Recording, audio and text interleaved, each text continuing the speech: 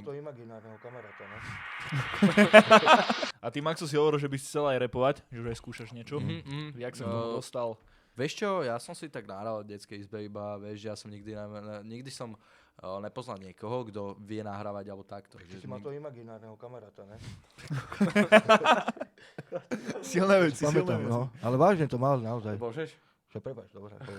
Ale vieš, Viete furt nadávať. No, dobre. ďakujem. Vieš čo, vždycky som chcel, ale nikoho som nemal, že po blízku, že kto vie, akože Ty si producent. mal toho imaginárneho kamaráta, ne? Hej, a on ma na vlastne nahrával v detskej izbe, ale vieš čo, a teraz som sa dostal akože takto, že ku ľuďom až a Kľuďom.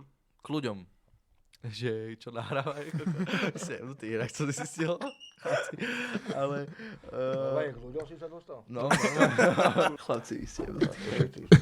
Napísa v To poriadku. ste mi čo?